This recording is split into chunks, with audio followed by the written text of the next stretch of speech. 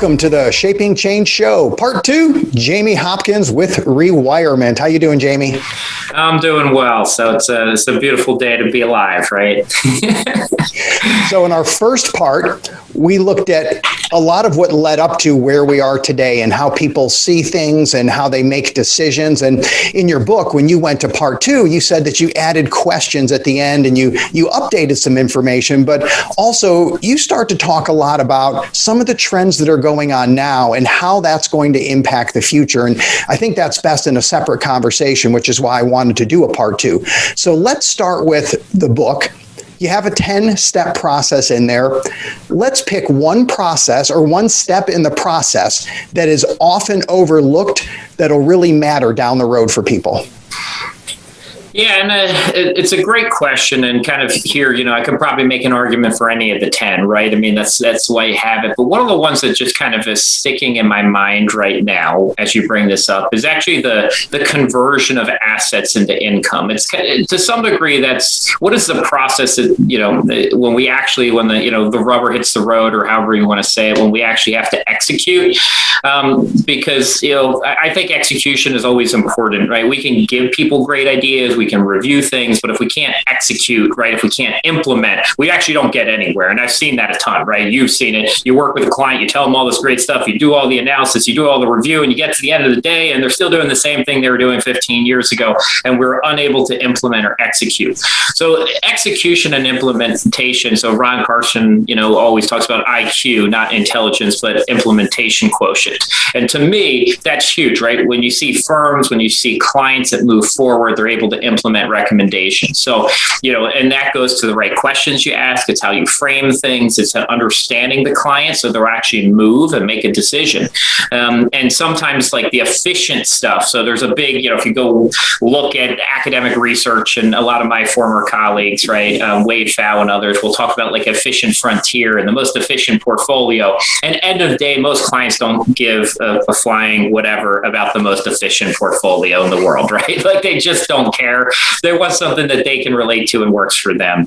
And so I think that whole idea really matters, but it's different for different clients, right? What drives one person to act is not what drives everyone to act. I talk about that in the book, right? For some clients, you can present something in a fashion that can drive behavior because they're a risk-averse person, and they're going to react to mitigating or eliminating risk. Whereas somebody else like myself, and probably, you might be similar like this too. Like if you tell me, hey, you can go do this, buy this annuity and reduce your risk in your portfolio, like it has no appeal to me, right? Like, and I'm not against annuities. I like annuities from an income standpoint, but I don't like annuities do not have any value in my personal mind, right? To me, about reducing the volatility of my portfolio when I'm investing. I just don't care about that. So that presentation style or implementation strategy won't work with me, but it does work with other people. So when you kind of start getting a little bit deeper into planning, and I think as this profession continues to evolve, we're going to get better and better at that. But the flip side is that's a good thing. It's taking behavior, it's taking decision making, and we're learning and we're driving positive behaviors. But guess what? That could also all be used for bad things and harmful outcomes too. The one I'll kind of, I guess, maybe I won't say the name, but everyone will know it anyway. But there's a popular trading app out there, right, that drops confetti down from the sky when you make a trade. In essence, that's kind of hold on a second. Yeah. I'm sure I know which app you're talking about. I've never used it. It literally drops confetti on the screen and celebrates a trade.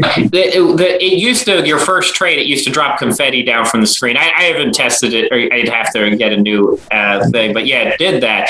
And look, like that's obviously, it's the gamification of trading, and the goal for that is to encourage more trading, right? I mean, and so they've actually used a lot of really smart behavioral tools, tricks, decision-making processes to drive people to act more.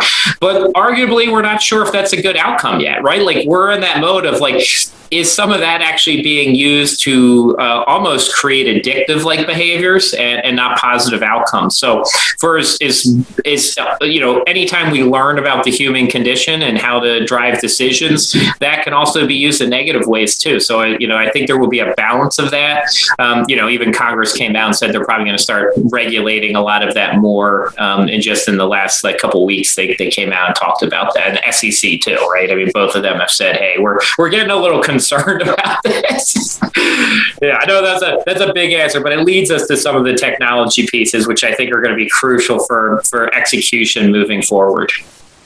Well, first, I love IQ, implementation quotient. There's my Ron nugget for the day, because action matters most, and we know that. All the talk in the world is great, but if the decision didn't follow through with an action, really doesn't matter that much.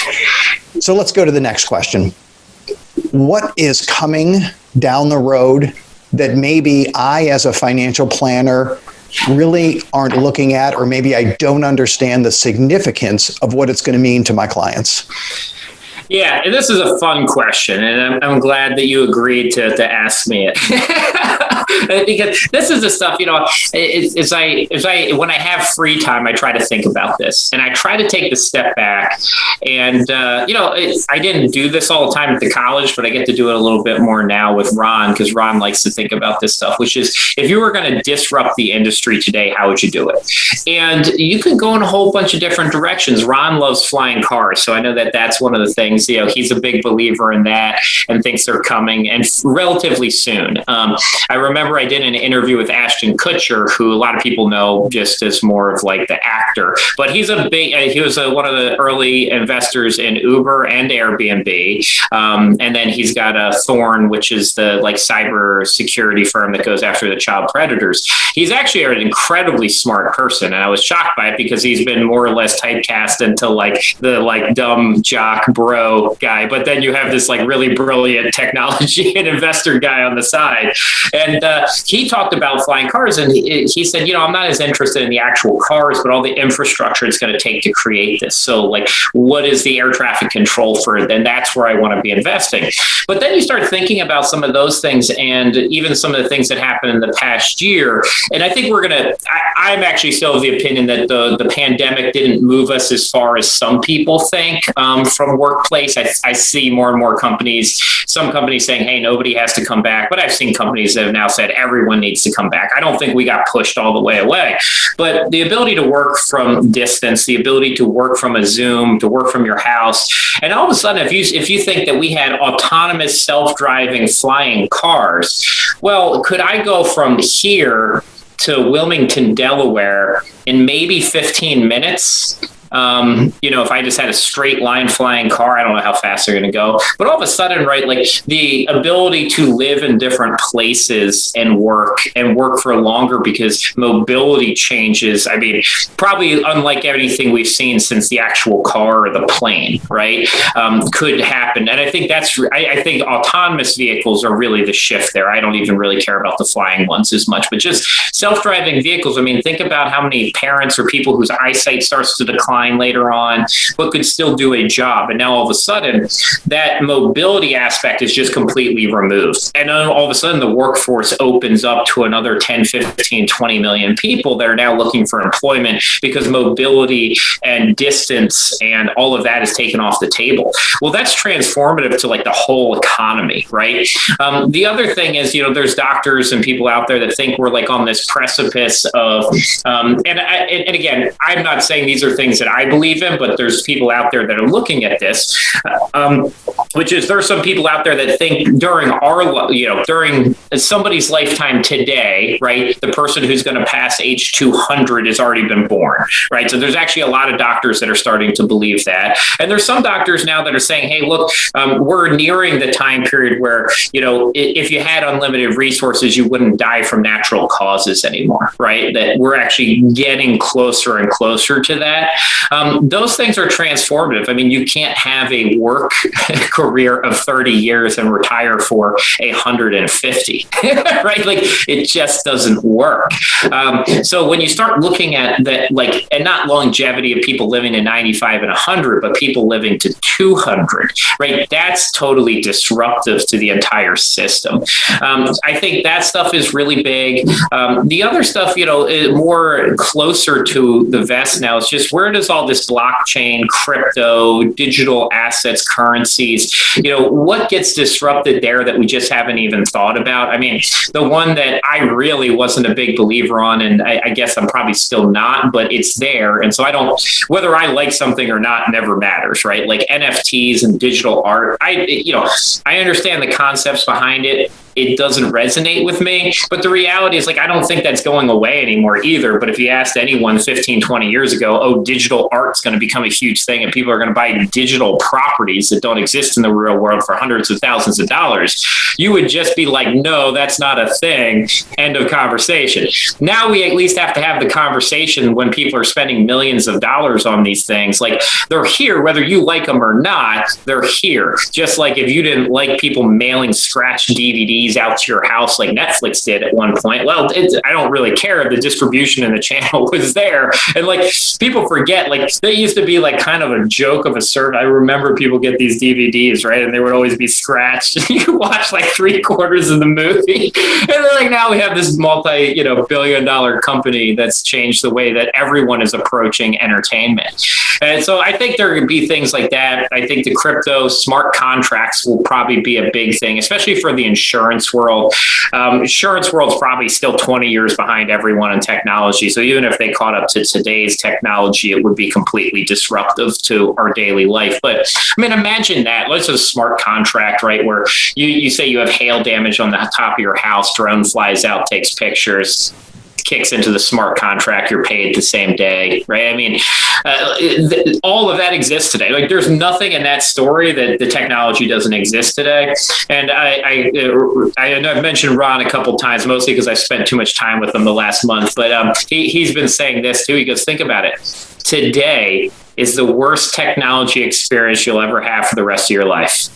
Right? Like, this is as bad as it's ever going to be again. Tomorrow is going to be better. The day after that's going to be better. It's true for advisors. It's true for consumers. And I mean, there'll be things that we don't even think of that come out. As I said, like, I didn't think of a lot of those things. And there's a lot of needs and things that'll be automated and jobs will shift. I'm not as fearful as some people are that like jobs just get automated and we lose the profession. I mean, there was a time period where I think 98% of the world was farmers, right? Now it's like 1%. But does that mean 97% of the workforce is now gone? No, you shift and you do other things. Like, we didn't know that we needed Twitter, right? Like, I don't know. And that was a bunch of people that work for Twitter. So kind of every time new technology develops, it actually does kind of create new industries and jobs and opportunities. So, if flipping burgers goes away, I don't really feel that sad about that. I mean, I think it's probably good that people don't have to stand there and flip burgers all day, and some other opportunity will develop from that we haven't seen yet. Ashton how do you say his last name? Ashton Kutcher. Yeah. Okay. Yeah. He is actually one of the early adopters and VCs in the crypto and digital asset space. So he was in early. I'm sure he's doing well. He's obviously a visionary person. It is pretty amazing when you think about what could be with some of the technology that is literally in front of us today, but it's not actually adopted. But it's easy for us to connect the dots, right? The brain loves to say step one, step two, I see where this is going. But anybody who thinks deeply and has been doing that for a long period of time, they've been wrong a lot of times. So how about you share something you missed on? Yeah, well, so I wrote an article back in I've done two that I've been pretty wrong on. And one was about self-driving cars. And I know we're kind of on this topic, but this is one that I really missed on. And it's actually still not here yet. So I guess maybe I'm not wrong yet, because I might have still gotten there faster than others. But I remember thinking, I wrote this whole paper on liability of self-driving cars, right? I'm an attorney and I started looking at it. I compared it to canine law, which is more or less like, do you know that there's a risk or that there is an issue and then you don't fix it and there's a second bite, right? Like most states operate under this, like first bite's free, second bite is a problem. So if you have technology and your car malfunctions and you don't really get it fixed and it malfunctions again, you might create some type of liability there, or you knew that there was a risk with your car and it malfunctioned, right? But what I missed on all of that is I just kept thinking, and people still push back on this on me, but I kept thinking people are going to still own cars, right? Like I looked at this whole thing about, hey, personal liability of owning cars, and I'm going to, buy a self-driving car for my kids or teach them how to drive. And then all of a sudden I realized like there's absolutely zero reason to own a car if they're self-driving. There's zero reason why. My car, your car, unless you drive as a profession, which you won't be needed anymore. You're right. Like your car probably sits idle 95 to 98% of the time. Right? Throughout the course of the day, it doesn't do anything. Honestly, if you live in a neighborhood of 20 people, it's actually possible that you only need one car in aggregate of their time being used to service the entire 20 households. Now, because of when people travel to and from work, there's going to be peak times, but in total aggregate, right, you might only need one car to service 20 households. Well, there's no reason for 20 people to buy 20 cars. It's actually a very good example of, mortality pooling, right? If we need $100 and we have 10 people with a 10% risk, should we all save $100? Should we all just put $10 into one pot? Well, actually, it's the exact same decision. If we only need one vehicle that can drive itself and be there, all of a sudden you go to, okay, well then Ubers or Fords or Toyotas or Teslas, they just own all the cars. And they just come around and pick you up. And more or less, you're just renting that time with the vehicle. Maybe, wealthier people, they still have their own car and they reserve it for themselves because they don't want to share it. Okay, fine. Right? And that always remains true to some extent. But, that was something I really missed on. And technically, it's not really here yet. But you could say like Uber Rideshare and Uber and Lyft, and they're kind of pieces of that, right? Like I have friends that live in Philadelphia that have gotten rid of their cars. They don't own cars anymore, right? They don't need them. And you can see that, but if they actually became autonomous, it would push that forward significantly. And that's, when I realized that this change was coming was actually because I was working with State Farm and they actually view it as a huge risk. So the biggest risk to their entire model for one period, I remember somebody saying, was self-driving cars, because if you only had one car for every 20 people and they didn't get in accidents anymore and you didn't own the car, there's not much car insurance left. So, yeah. I'll tell you, that is, in my mind, when I think about that, I wouldn't have connected the dots to the car insurance companies. I mean, that's going to be a casualty if that plays out. But I think it just stresses the point in my brain of why we understand life happens, plans change, and our assumptions may or may not play out. But we may not even be thinking of some of the big factors that are going to influence our lives 10 and 20 years from now. So that just brings it back to making good decisions today. The self-driving cars, if you're in a big city, a lot of those people already don't have cars because they can get where they need to be. Who has a car? People who want the convenience, and convenience has a cost. If you want to pay for it, great. If not, it may be pretty convenient anyway. And I would see how that ties into longevity, for mobility, for more interaction, for quality of life. Now people live even longer. So that could be another whole show.